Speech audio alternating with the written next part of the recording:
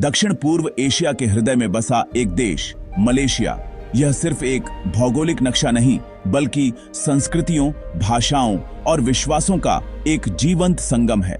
यहाँ मलय प्रायद्वीप की सुनहरी धरती और बोर्नियो के घने जंगल एक साथ मिलकर एक अनोखी पहचान बनाते हैं। यह देश अपनी विविधता को अपनी सबसे बड़ी शक्ति मानता है, जहां अलग अलग समुदाय सदियों से एक साथ रहते आए हैं। मलेशिया की कहानी आधुनिकता और परंपरा के बीच एक सुंदर संतुलन की कहानी है। यहाँ गगनचुंबी इमारतें प्राचीन वर्षावनों को देखती हैं और व्यस्त सड़कों के किनारे शांत मंदिर और मस्जिदें सुकून का एहसास कराती हैं। इस दस्तावेज में हम मलेशिया की सच्ची आत्मा को समझने का प्रयास करेंगे। हम उन क्लिशेज से परे जाएंगे जो अक्सर पर्यटन ब्रोशर में मिलते हैं। हमारा उद्देश्य इस देश की गहराई को छूना है, इसके शहरों की ऊर्जा को महसूस करना है और इसके लोगों के दैनिक जीवन को करीब से देखना है। यह यात्रा हमें कुआलालंपुर की चमक से लेकर बोर्नियो के दूर दराज के गांवों तक ले जाएगी। हम देखेंगे कि कैसे इतिहास और भविष्य एक साथ मिलकर इस राष्ट्र का निर्माण कर रहे हैं। यह एक ऐसी खोज है जो हमें मलेशिया के दिल तक ले जाएगी, जहां हर गली, हर चेहरा एक नई कहानी कहता है। मलेशिया का भूगोल भी उतना ही विविध है जितना कि इसकी संस्कृति। एक ओर जहां प्रायद्वीपीय मलेशिया अपनी विकसित शहरी संरचना और टिटिवांगसा पर्वत श्रृंखला के लिए जाना जाता है, वहीं दूसरी ओर पूर्वी मलेशिया यानी सबा और सारावाक अपने विशाल वर्षावनों, ऊंचे पहाड़ों और समृद्ध वन्य जीवन के लिए प्रसिद्ध है। यह भौगोलिक विभाजन देश के विकास और जीवन शैली पर गहरा प्रभाव डालता है। यहाँ की नदियां जीवनदायिनी हैं और समुद्र तटों की सुंदरता मन मोह लेती है। यह वह भूमि है जहां प्रकृति और इंसान के बीच का रिश्ता आज भी बहुत गहरा और महत्वपूर्ण है। यह यात्रा सिर्फ देखने की नहीं बल्कि समझने की है। हम यह जानने की कोशिश करेंगे कि कैसे एक बहुसांस्कृतिक समाज इतने सामंजस्य के साथ काम करता है। हम उन चुनौतियों और सफलताओं को भी देखेंगे जिन्होंने आधुनिक मलेशिया को आकार दिया है। यह कहानी है उस जज्बे की जो मलेशिया के लोगों को एक साथ बांधता है। मलेशिया बोले यानी मलेशिया कर सकता है। यह विश्वास ही इस राष्ट्र की प्रगति का मूल आधार है। तो आइए इस यात्रा पर चलें और मलेशिया के अनछुए पहलुओं को जानें। मलेशिया की शहरी कहानी कुआलालंपुर से शुरू होती है, जो देश की धड़कन है। यह शहर सिर्फ राजधानी नहीं बल्कि मलेशिया के सपनों और महत्वाकांक्षाओं का प्रतीक है। यहाँ की सड़कें हमेशा व्यस्त रहती हैं और हवा में एक अजीब सी ऊर्जा महसूस होती है। कुआलालंपुर एक ऐसा शहर है जो कभी सोता नहीं, जहां परंपरा और आधुनिकता कंधे से कंधा मिलाकर चलते हैं। एक तरफ जहां पेट्रोनास ट्विन टावर्स आसमान को छूते हैं, वहीं दूसरी तरफ पुरानी गलियों में आज भी इतिहास की खुशबू बसी हुई है। जॉर्ज टाउन, पेनांग का यह यूनेस्को विश्व धरोहर स्थल एक अलग ही दुनिया है। यहाँ की दीवारों पर बने भित्तिचित्र, पुरानी दुकानें और औपनिवेशिक इमारतें आपको समय में पीछे ले जाती हैं। कुआलालंपुर के दक्षिण में स्थित मलक्का मलेशिया के इतिहास का एक महत्वपूर्ण केंद्र है। कभी यह एक शक्तिशाली सल्तनत और व्यस्त व्यापारिक बंदरगाह हुआ करता था। आज भी यहाँ पुर्तगाली, डच और ब्रिटिश शासन के निशान देखे जा सकते हैं। जोंकर स्ट्रीट पर टहलते हुए ऐसा लगता है मानो इतिहास जीवंत हो उठा हो। इसके विपरीत जोहोर बाहरू एक आधुनिक और तेजी से विकसित होता शहर है, जो सिंगापुर के साथ अपनी निकटता के कारण एक आर्थिक केंद्र के रूप में उभर रहा है। यह शहर मलेशिया की प्रगति और भविष्य की योजनाओं का एक बड़ा उदाहरण है, जहां नए नए विकास कार्य लगातार चल रहे हैं। पूर्वी तट पर स्थित कोटा भारू मलय संस्कृति और परंपरा का गढ़ माना जाता है। यहाँ का जीवन कुआलालंपुर की भागदौड़ से बिल्कुल अलग है, ज्यादा शांत और पारंपरिक। यहाँ के बाजार जैसे कि सिटी खदीजा मार्केट स्थानीय जीवन शैली की सच्ची झलक पेश करते हैं, जहाँ महिलाएं प्रमुख रूप से व्यापार करती हैं। यह शहर अपनी अनूठी शिल्पकला जैसे कि वाउ बुलान और चांदी के काम के लिए प्रसिद्ध है। कुआंटान और कुआला तेरेंगानू जैसे अन्य पूर्वी तटीय शहर भी अपनी सुंदर तटरेखा और शांत वातावरण के लिए जाने जाते हैं, जो पर्यटकों और स्थानीय लोगों दोनों को आकर्षित करते हैं। बोर्नियो द्वीप पर स्थित कोटा किनाबालू और कुचिंग पूर्वी मलेशिया के प्रमुख शहरी केंद्र हैं। कोटा किनाबालू सबा की राजधानी माउंट किनाबालू के शानदार दृश्यों और आसपास के द्वीपों के लिए प्रसिद्ध है। यह शहर प्रकृति प्रेमियों और साहसिक गतिविधियों के शौकीनों के लिए एक प्रवेश द्वार है। वहीं सारावाक की राजधानी कुचिंग अपनी साफ सुथरी सड़कों, सारावाक नदी के किनारे बने सुंदर सैरगाह और औपनिवेशिक वास्तुकला के लिए जानी जाती है। इन शहरों में शहरी विकास और प्रकृति के बीच एक अद्भुत संतुलन देखने को मिलता है, जो इन्हें मलेशिया के अन्य शहरों से अलग बनाता है। मलेशिया के प्रतिष्ठित स्थल सिर्फ पर्यटन स्थल नहीं, बल्कि देश की आत्मा और इतिहास के प्रतीक हैं। कुआलालंपुर में स्थित पेट्रोनास ट्विन टावर्स मलेशिया की आर्थिक प्रगति और वैश्विक मंच पर उसकी महत्वाकांक्षाओं का सबसे बड़ा प्रमाण है। यह सिर्फ स्टील और कांच की इमारतें नहीं, बल्कि 21वीं सदी में मलेशिया के आत्मविश्वास का एक शक्तिशाली बयान है। इन टावरों का डिजाइन इस्लामी कला से प्रेरित है, जो आधुनिकता के साथ परंपरा के जुड़ाव को दर्शाता है। रात में जब ये टावर जगमगाते हैं तो पूरा शहर इनकी रोशनी में नहा जाता है, जो देश के उज्जवल भविष्य की ओर इशारा करता है। कुआलालंपुर के बाहरी इलाके में स्थित बातू गुफाएं आस्था और प्रकृति का एक अद्भुत संगम है। ये हिंदुओं के लिए, विशेष रूप से तमिल समुदाय के लिए एक पवित्र तीर्थ स्थल है। गुफा के प्रवेश द्वार पर भगवान मुरुगन की विशाल स्वर्ण प्रतिमा आगंतुकों का स्वागत करती है। 272 सीढ़ियां चढ़कर मुख्य गुफा तक पहुंचना एक शारीरिक और आध्यात्मिक अनुभव दोनों है। थाईपुसम उत्सव के दौरान यह स्थान लाखों श्रद्धालुओं से भर जाता है और हवा में भक्ति और आस्था का माहौल होता है। यह स्थान मलेशिया की धार्मिक सहिष्णुता और सांस्कृतिक विविधता का एक जीवंत उदाहरण है। द्वीप समूह लंगकावी पर स्थित स्काई ब्रिज इंजीनियरिंग का एक चमत्कार है। यह घुमावदार पुल समुद्र तल से लगभग 700 मीटर की ऊंचाई पर दो पहाड़ियों को जोड़ता है। इस पर खड़े होकर माचिनचांग पर्वत श्रृंखला और अंडमान सागर का मनोरम दृश्य दिखाई देता है। यहां तक पहुंचने के लिए केबल कार की यात्रा अपने आप में एक रोमांचक अनुभव है। यह पुल सिर्फ एक पर्यटक आकर्षण नहीं है, बल्कि यह मानव की सरलता और प्रकृति की भव्यता के बीच सामंजस्य स्थापित करने की क्षमता का प्रतीक है, जो मलेशिया की विकास की सोच को दर्शाता है। पेनांग हिल, जिसे स्थानीय रूप से बुकित बेंडेरा कहा जाता है, एक और ऐतिहासिक स्थल है जो औपनिवेशिक काल की याद दिलाता है। ब्रिटिश काल में यह अधिकारियों के लिए गर्मी से बचने का एक लोकप्रिय स्थान था। आज भी यहाँ की शांत जलवायु और सुंदर बंगले उस दौर की कहानी कहते हैं। यहाँ से जॉर्ज टाउन और पेनांग ब्रिज का नजारा बेहद खूबसूरत लगता है। पेनांग हिल तक जाने वाली फनिक्यूलर रेलवे अपने आप में एक ऐतिहासिक अनुभव है, जो 100 साल से भी ज्यादा पुरानी है।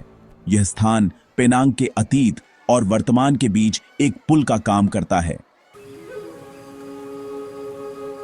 मलेशिया की असली दौलत इसके घने वर्षावनों, ऊंचे पहाड़ों और सुंदर द्वीपों में छिपी है। ये दुनिया के सबसे पुराने वर्षावनों में से एक हैं, जो लाखों वर्षों से मौजूद हैं। तमन नेगारा राष्ट्रीय उद्यान, जो प्रायद्वीप मलेशिया में स्थित है, एक ऐसा ही खजाना है। यहाँ की घनी हरियाली, ऊंचे ऊंचे पेड़ और विविध वन्य जीवन आपको एक अलग ही दुनिया में ले जाते हैं। कैनोपी वॉक पर चलते हुए जंगल को ऊपर से देखना एक अविस्मरणीय अनुभव है। यह जंगल अनगिनत प्रजातियों का घर है, जिनमें से कई तो केवल यहीं पाई जाती हैं। यह प्रकृति का वह रूप है जो हमें याद दिलाता है कि हम इस ग्रह पर अकेले नहीं हैं। बोर्नियो द्वीप पर स्थित माउंट किनाबालू दक्षिण पूर्व एशिया की सबसे ऊंची चोटियों में से एक है। यह सिर्फ एक पहाड़ नहीं, बल्कि स्थानीय कदजान दुसुन समुदाय के लिए एक पवित्र स्थल है। इस पर चढ़ाई करना एक चुनौतीपूर्ण लेकिन पुरस्कृत अनुभव है।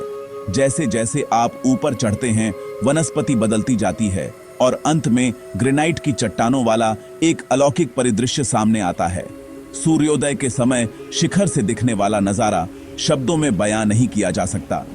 किनाबालू पार्क को यूनेस्को द्वारा विश्व धरोहर स्थल का दर्जा दिया गया है। जो इसकी अद्वितीय जैव विविधता को मान्यता देता है। मलेशिया के द्वीप इसकी प्राकृतिक सुंदरता का एक और महत्वपूर्ण हिस्सा है। लंकावी, पेनांग, टियोमन और पेरहेंतियन जैसे द्वीप अपने सफेद रेतीले समुद्र तटों और साफ नीले पानी के लिए प्रसिद्ध हैं। ये द्वीप सिर्फ छुट्टियों के लिए ही नहीं, बल्कि समुद्री जीवन के लिए भी महत्वपूर्ण हैं। सबा के पूर्वी तट पर स्थित सिपादान द्वीप दुनिया के शीर्ष डाइविंग स्थलों में से एक माना जाता है। यहाँ पानी के नीचे की दुनिया किसी जादुई बगीचे से कम नहीं है, जहाँ रंग बिरंगी मछलियां, कछुए और शार्क एक साथ तैरते हुए देखे जा सकते हैं। यह समुद्री पारिस्थितिकी तंत्र मलेशिया की प्राकृतिक विरासत का एक अनमोल हिस्सा है। कैमरून हाईलैंड्स प्रायद्वीपीय मलेशिया में स्थित एक पहाड़ी क्षेत्र है जो अपनी ठंडी जलवायु और चाय के बागानों के लिए प्रसिद्ध है। यहाँ का परिदृश्य मीलों तक फैले हरे भरे चाय के बागानों से ढका हुआ है। यह क्षेत्र ब्रिटिश औपनिवेशिक काल के दौरान विकसित किया गया था और आज भी यहाँ उस समय की वास्तुकला और माहौल महसूस किया जा सकता है। चाय के बागानों के अलावा यह स्ट्रॉबेरी फार्म, फूलों के बगीचों और सब्जियों के खेतों के लिए भी जाना जाता है। यह स्थान मैदानी इलाकों की गर्मी से एक ताजगी भरी राहत प्रदान करता है और मलेशिया के विविध भूगोल का एक और उदाहरण प्रस्तुत करता है। मलेशिया का समाज सच कहें तो विभिन्न संस्कृतियों और समुदायों का एक जटिल लेकिन सुंदर मिश्रण है। यहाँ की सबसे बड़ी आबादी मलय समुदाय की है, जो देश के भूमिपुत्र यानी भूमि के पुत्र माने जाते हैं। उनका जीवन इस्लाम और अदत मतलब पारंपरिक रीति रिवाजों से गहराई से जुड़ा हुआ है। ग्रामीण क्षेत्रों में पारंपरिक मलय घर, जिन्हें कंपुंग घर कहा जाता है, आज भी देखे जा सकते हैं। मलय लोग अपनी मेहमान नवाजी और मिलनसार स्वभाव के लिए जाने जाते हैं। उनकी भाषा बहासा मेलायू देश की राष्ट्रीय भाषा है और विभिन्न समुदायों के बीच एक संपर्क भाषा का काम करती है। मलेशियाई चीनी समुदाय देश का दूसरा सबसे बड़ा जातीय समूह है। वे मुख्य रूप से शहरों में रहते हैं और व्यापार और वाणिज्य में महत्वपूर्ण भूमिका निभाते हैं। उन्होंने अपनी सांस्कृतिक पहचान जैसे कि भाषा, मैंड्रिन, कैंटोनीज, हॉकियन, त्योहार और भोजन को सफलतापूर्वक बनाए रखा है। पेनांग और कुआलालंपुर जैसे शहरों में चीनी संस्कृति की गहरी छाप देखी जा सकती है, जहां पारंपरिक कबीले के घर और मंदिर आज भी सक्रिय हैं। यह समुदाय मलेशिया की आर्थिक प्रगति में एक महत्वपूर्ण स्तंभ रहा है और देश के बहुसांस्कृतिक ताने बाने को और भी समृद्ध बनाता है। मलेशियाई भारतीय समुदाय, जिनमें से अधिकांश तमिल मूल के हैं, देश की सांस्कृतिक विविधता में एक और महत्वपूर्ण रंग जोड़ते हैं। उन्हें ब्रिटिश औपनिवेशिक काल में रबर के बागानों में काम करने के लिए लाया गया था और आज वे समाज के हर क्षेत्र में योगदान दे रहे हैं। उनकी संस्कृति, खासकर भोजन, संगीत और धर्म, मलेशियाई जीवन का एक अभिन्न अंग बन गई है। कुआलालंपुर का लिटिल इंडिया क्षेत्र यानी ब्रिकफील्ड्स भारतीय संस्कृति का एक जीवंत केंद्र है, जहां साड़ियों की दुकानें, मसालों की सुगंध और मंदिरों की घंटियां आपको भारत की याद दिला देंगी। इन तीन प्रमुख समुदायों के अलावा मलेशिया में कई स्वदेशी जनजातियां भी रहती हैं, जिन्हें औरांग असली प्रायद्वीप में और बोर्नियो में विभिन्न जातीय समूहों जैसे ईबान, कदजान दुसुन, बजाऊ के रूप में जाना जाता है। इन समुदायों की अपनी अनूठी भाषाएं, परंपराएं और जीवन शैलियां हैं। सारावाक के ईबान लोग अपने पारंपरिक लॉन्ग हाउस में रहने के लिए जाने जाते हैं, जहां पूरा गांव एक ही छत के नीचे रहता है। सबा के बजाऊ लोग, जिन्हें समुद्री जिप्सी भी कहा जाता है, अपना अधिकांश जीवन समुद्र पर बिताते हैं। ये स्वदेशी समुदाय मलेशिया की सांस्कृतिक विरासत का एक अमूल्य और प्राचीन हिस्सा है। मलेशिया का कैलेंडर सच कहें तो उत्सवों से भरा रहता है, जो देश की बहुधार्मिक और बहुसांस्कृतिक प्रकृति को दर्शाता है। सबसे महत्वपूर्ण उत्सवों में से एक हरी राया ईद उल फित्री है, जिसे ईद उल फितर भी कहा जाता है। यह रमजान के पवित्र महीने के अंत का प्रतीक है। इस दिन मलय परिवार नए कपड़े पहनते हैं, मस्जिदों में नमाज अदा करते हैं और अपने बड़ों से माफी मांगते हैं। घरों में ओपन हाउस का आयोजन किया जाता है, जहां दोस्त और पड़ोसी, चाहे वे किसी भी धर्म के हों, दावत के लिए आमंत्रित किए जाते हैं। यह उत्सव क्षमा, भाईचारे और समुदाय की भावना को बढ़ावा देता है। चीनी नववर्ष मलेशियाई चीनी समुदाय द्वारा मनाया जाने वाला सबसे बड़ा त्योहार है। यह 15 दिनों तक चलता है और परिवारों के पुनर्मिलन का समय होता है। घर की साफ सफाई की जाती है और लालटेन और लाल रंग की अन्य सजावटों से सजाया जाता है, जो सौभाग्य का प्रतीक है। बच्चे और अविवाहित युवा बड़ों से आंग पाव यानी लाल लिफाफे में पैसे प्राप्त करते हैं। शहरों में शेर और ड्रैगन नृत्य का आयोजन होता है और पटाखों की गूंज बुरी आत्माओं को दूर भगाने के लिए होती है। यह उत्सव नई शुरुआत और समृद्धि की आशा का प्रतीक है। थाईपुसम मलेशियाई हिंदू समुदाय, विशेष रूप से तमिलों द्वारा मनाया जाने वाला एक असाधारण त्योहार है। यह भगवान मुरुगन को समर्पित है और तपस्या और आस्था का एक शक्तिशाली प्रदर्शन है। भक्त अपनी मन्नतें पूरी होने पर धन्यवाद देने के लिए कावड़ी उठाते हैं, जो एक सजाया हुआ ढांचा होता है। कुछ भक्त अपने शरीर में हुक और भाले चुभोकर अत्यधिक तपस्या का प्रदर्शन करते हैं। कुआलालंपुर की बातू गुफाएं और पेनांग का वाटरफॉल हिल मंदिर इस उत्सव के मुख्य केंद्र हैं, जहां लाखों लोग इस अद्भुत दृश्य को देखने के लिए इकट्ठा होते हैं। बोर्नियो के स्वदेशी समुदाय भी अपने अनूठे त्योहार मनाते हैं। सारावाक में ईबान, बिदायूह और औरंग उलू समुदाय द्वारा फसल कटाई के अंत में गवाई दयाक मनाया जाता है। यह धन्यवाद देने और आने वाले वर्ष के लिए अच्छी फसल की कामना करने का समय है। लोग पारंपरिक वेशभूषा पहनते हैं, चावल की शराब त्वक पीते हैं और पारंपरिक नृत्य करते हैं। इसी तरह सबा में कदजान दुसुन समुदाय कामाता उत्सव मनाता है, जो चावल की आत्मा को सम्मान देने के लिए होता है। ये त्योहार इन समुदायों की प्रकृति के साथ गहरे संबंध और उनकी समृद्ध सांस्कृतिक विरासत को दर्शाते हैं।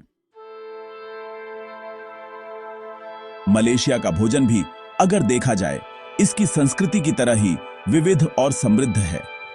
यह मलय, चीनी और भारतीय स्वादों का एक अनूठा संगम है, जिसमें थाई, इंडोनेशियाई और पुर्तगाली प्रभाव भी शामिल हैं।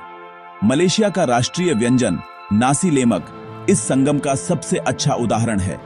इसमें नारियल के दूध में पकाया गया चावल, मसालेदार संबल, तली हुई एंकोवी, मूंगफली और एक उबला हुआ अंडा होता है। यह एक साधारण लेकिन स्वादिष्ट व्यंजन है, जिसे दिन के किसी भी समय खाया जा सकता है। यह मलेशिया के हर कोने में मिलता है, सड़क के किनारे के स्टॉल से लेकर महंगे रेस्टोरेंट तक। एक और लोकप्रिय व्यंजन है लक्सा, जो एक मसालेदार नूडल सूप है। मलेशिया के अलग अलग क्षेत्रों में इसके विभिन्न प्रकार मिलते हैं। पेनांग का असम लक्सा अपने खट्टे और मछली आधारित शोरबे के लिए प्रसिद्ध है, जबकि सारावाक लक्सा का शोरबा नारियल के दूध और मसालों से बनता है और यह अधिक क्रीमी होता है। हर लक्सा की अपनी एक अलग पहचान और स्वाद होता है, जो उस क्षेत्र की स्थानीय सामग्री और पाक परंपरा को दर्शाता है। लक्सा की एक कटोरी में मलेशिया के विभिन्न स्वादों का अनुभव किया जा सकता है। स्ट्रीट फूड मलेशियाई भोजन संस्कृति का एक अभिन्न अंग है। यहाँ के हॉकर सेंटर और रात के बाजार, जिन्हें पसार मालूम कहा जाता है, भोजन प्रेमियों के लिए स्वर्ग है। यहाँ आप कई तरह के व्यंजन एक ही स्थान पर छक सकते हैं। सतह, जो मसालेदार मांस के छोटे छोटे टुकड़े होते हैं, जिन्हें सीख पर लगाकर ग्रिल किया जाता है और मूंगफली की चटनी के साथ परोसा जाता है, एक बहुत ही लोकप्रिय स्ट्रीट फूड है। इसके अलावा चार क्वेटियो, रोटी कनाई और आइस का चांग जैसे कई और विकल्प भी मिलते हैं। मलेशिया में खाने का मतलब सिर्फ पेट भरना नहीं, बल्कि यह एक सामाजिक गतिविधि है। मामक स्टॉल, जो मलेशियाई भारतीयों द्वारा चलाए जाते हैं, 24 घंटे खुले रहते हैं और लोगों के मिलने जुलने का एक लोकप्रिय स्थान है। यहाँ लोग टेह तारीख की चुस्कियों के साथ दोस्तों से गपशप करते हैं और देर रात तक फुटबॉल मैच देखते हैं। कॉफी की दुकानों, जिन्हें कोपीतियाम कहा जाता है, में भी लोग नाश्ते और गपशप के लिए इकट्ठा होते हैं। यह भोजन के प्रति साझा प्रेम ही है, जो मलेशिया के विभिन्न समुदायों को एक साथ लाता है। मलेशिया की वास्तुकला, सच कहें तो, इसके इतिहास और सांस्कृतिक विविधता का एक दर्पण है। यहाँ औपनिवेशिक काल की भव्य इमारतों से लेकर भविष्य की ओर देखती गगनचुंबी इमारतों तक सब कुछ एक साथ मौजूद है। कुआलालंपुर में सुल्तान अब्दुल समद बिल्डिंग और पुराना रेलवे स्टेशन ब्रिटिश मूरिश शैली के उत्कृष्ट उदाहरण हैं, जो ब्रिटिश और इस्लामी डिजाइन का एक अनूठा मिश्रण प्रस्तुत करते हैं। इसी तरह पेनांग के जॉर्ज टाउन और मलक्का में चीनी दुकान घर, चर्च और औपनिवेशिक बंगले एक साथ खड़े हैं, जो इन शहरों के व्यापारिक अतीत और बहुसांस्कृतिक विरासत की कहानी कहते हैं। आधुनिक मलेशिया की वास्तुकला देश की प्रगति और महत्वाकांक्षा को दर्शाती है। पेट्रोनास ट्विन टावर्स इसका सबसे प्रमुख उदाहरण है, जिनका डिजाइन इस्लामी ज्यामितीय पैटर्न से प्रेरित है। ये टावर मलेशिया की पहचान का एक अभिन्न अंग बन गए हैं। कुआलालंपुर टावर भी एक और महत्वपूर्ण संरचना है, जिसका डिजाइन इस्लामी मुखरन्स से प्रभावित है। पुत्रजया मलेशिया का संघीय प्रशासनिक केंद्र वास्तुकला का एक और शानदार उदाहरण है, जहां भव्य पुल, मस्जिदें और सरकारी इमारतें एक सुनियोजित और सुंदर परिदृश्य का निर्माण करती हैं। इन भव्य संरचनाओं के अलावा मलेशिया की पारंपरिक वास्तुकला भी उतनी ही आकर्षक है। पारंपरिक मलय घर, जो लकड़ी से बने होते हैं और ऊंचे खंभों पर खड़े होते हैं, उष्णकटिबंधीय जलवायु के लिए पूरी तरह से अनुकूलित हैं। इनकी ऊंची छतें और बड़ी खिड़कियां घर को ठंडा रखने में मदद करती हैं। इसी तरह सारावाक के इबान समुदाय के लॉन्ग हाउस सामुदायिक जीवन का एक अनूठा उदाहरण है। ये लकड़ी के विशाल घर होते हैं, जहां कई परिवार एक साथ एक ही छत के नीचे रहते हैं, जो उनके मजबूत सामाजिक बंधन को दर्शाता है। धार्मिक इमारतें भी मलेशिया के वास्तुशिल्प परिदृश्य का एक महत्वपूर्ण हिस्सा हैं। देश भर में सुंदर मस्जिदें देखी जा सकती हैं, जैसे कि शाह आलम की ब्लू मॉस्क और पुत्रजया की पुत्र मॉस्क। इनके अलावा कुआलालंपुर का थियन हो मंदिर जैसे जटिल रूप से सजाए गए चीनी मंदिर और बातू गुफाएं जैसे हिंदू मंदिर भी हैं। ये सभी संरचनाएं न केवल अपने अपने समुदायों के लिए पूजा के स्थान हैं, बल्कि ये मलेशिया की कलात्मक और स्थापत्य विरासत का भी एक महत्वपूर्ण हिस्सा है, जो देश की धार्मिक स्वतंत्रता और सह अस्तित्व की भावना को प्रदर्शित करती हैं। मलेशिया की अर्थव्यवस्था ने पिछले कुछ दशकों में वाकई उल्लेखनीय प्रगति की है। एक समय जो देश कृषि और कमोडिटी पर निर्भर था, आज वह एक विविध और आधुनिक औद्योगिक अर्थव्यवस्था बन गया है। इलेक्ट्रॉनिक्स और इलेक्ट्रिकल उत्पादों का निर्माण और निर्यात अर्थव्यवस्था का एक प्रमुख स्तंभ है। पेनांग, जिसे पूर्व का सिलिकॉन वैली भी कहा जाता है, इस क्षेत्र में एक प्रमुख केंद्र है। इसके अलावा ऑटोमोबाइल उद्योग, जिसमें राष्ट्रीय कार ब्रांड प्रोटॉन और पेरोडुआ शामिल हैं, भी देश के औद्योगिक विकास में महत्वपूर्ण योगदान देता है। नई सहस्राब्दी में मलेशिया ने ज्ञान आधारित अर्थव्यवस्था की ओर एक बड़ा कदम उठाया है। 1990 के दशक में शुरू किया गया मल्टीमीडिया सुपर कॉरिडोर इसका एक बड़ा उदाहरण है। इस पहल के तहत साइबरजया जैसे हाईटेक शहरों का निर्माण किया गया, जिनका उद्देश्य सूचना और संचार प्रौद्योगिकी कंपनियों को आकर्षित करना और डिजिटल नवाचार को बढ़ावा देना है। आज मलेशिया डिजिटल अर्थव्यवस्था, फिनटेक और ई कॉमर्स जैसे क्षेत्रों में तेजी से आगे बढ़ रहा है और देश के युवा इस तकनीकी क्रांति में सक्रिय रूप से भाग ले रहे हैं। तेल और गैस उद्योग भी मलेशिया की अर्थव्यवस्था का एक महत्वपूर्ण हिस्सा है। खासकर पेट्रोनास राष्ट्रीय तेल कंपनी देश की सबसे बड़ी और सबसे महत्वपूर्ण कंपनियों में से एक है। इसके अलावा पाम ऑयल का उत्पादन और पर्यटन भी राजस्व के प्रमुख स्रोत हैं। मलेशिया सरकार सतत विकास पर भी ध्यान केंद्रित कर रही है, जिसमें हरित प्रौद्योगिकी और नवीकरणीय ऊर्जा को बढ़ावा देना शामिल है। यह प्रयास आर्थिक विकास और पर्यावरण संरक्षण के बीच संतुलन बनाने की देश की प्रतिबद्धता को दर्शाता है। मलेशिया दक्षिण पूर्व एशियाई राष्ट्रों के संगठन का एक संस्थापक सदस्य है और इस क्षेत्र में एक महत्वपूर्ण भूमिका निभाता है। देश की रणनीतिक स्थिति और स्थिर राजनीतिक वातावरण इसे विदेशी निवेश के लिए एक आकर्षक गंतव्य बनाते हैं। मलेशिया की विजन 2030 जैसी दीर्घकालिक योजनाएं एक समावेशी, टिकाऊ और उच्च आय वाले राष्ट्र बनने के लक्ष्य को दर्शाती हैं। शिक्षा, स्वास्थ्य सेवा और बुनियादी ढांचे में निरंतर निवेश के माध्यम से मलेशिया वैश्विक मंच पर अपनी स्थिति को और मजबूत करने और अपने सभी नागरिकों के लिए एक बेहतर भविष्य सुनिश्चित करने का प्रयास कर रहा है।